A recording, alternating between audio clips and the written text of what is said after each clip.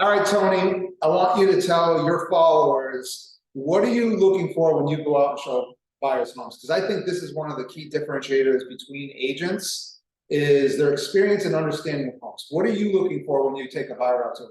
Well, obviously, they've already told me how many bedrooms they want, how many bathrooms they want, and that kind of stuff. And when we go into the house, that's the kind of things they're looking at. I'm looking at things like the quality of the millwork, the gutters outside the house. Are they dropping down? The grade away from the house? Is there going to be problems in the basement with water? When we get into the basement, is there any stains on the walls? Is there any wicking of the water up through the wood around the bottom of the stairs that come from upstairs down to the basement? I'm like I said, I've been in construction for a long time, so I kind of know things to look for and whether they were done the right way or the wrong way. And so I kind of I feel like I can protect my clients better in that sense that I know a little more than the average real estate agent, so to speak. I know the difference between a boiler and a furnace. Let's put it that way. Right, right. I think when you built a house, you just understand a house different. You understand what it takes to take a piece of land and make it into a house, and you understand all the components and a lot of the hidden components, and that's important to understand. What else would you say you're looking for? I mean, we know that the buyer's always looking for all the pretty stuff in the house. What are you typically looking for? Are you looking at all the pretty stuff too, or are you looking for something different?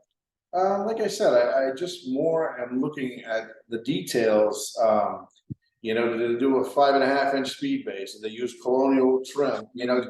Upgrades that they might not even understand are upgrades. Or I see where the millwork comes together, whether somebody did a good job or a bad job.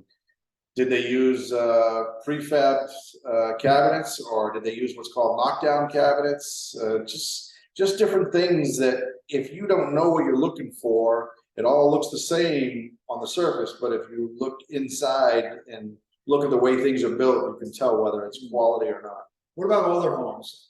Or if a buyer's using an FHA loan, what are you looking for in those processes? So FHA homes, obviously, you can't have things like peeling paint or a broken window. I mean, the last thing you want is for a client to fall in love with a house, and I see things that they're not gonna, like I said, such as peeling paint or a railing missing or a broken window or things that now either the homeowner is going to have to fix or we're going to have to fix to make the deal go through. I mean, just trying to give them a realistic expectation of what their financing might allow or not allow. That's important too. How about the roof? What are you looking for? Roof structures and stuff like that. So obviously one of the first things you look for is to make sure, I mean, not to make sure that it has to be, but architectural shingles, because then it's at least in the last 20 years anyway. And then you just want to look for missing shingles, shingles that might be curling up, or chipped off shingles, or the grit that's on there. You want to make sure that that's still there, just to be able to tell roughly the remaining. All this stuff's going to be covered in your home inspection, but if I can kind of set you up and let you know that that's an older roof, or that roof's got plenty of time left, that type of thing, just try to avoid some of the large items. At the end of the day, a home inspection is going to cost you $500 to $600.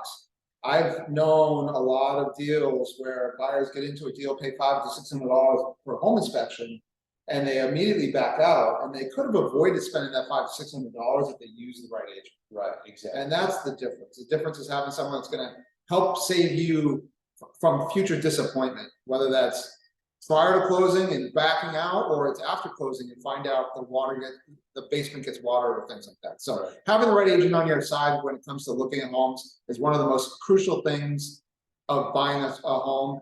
And you need an agent like Tony on your side that knows and understands the product he's selling.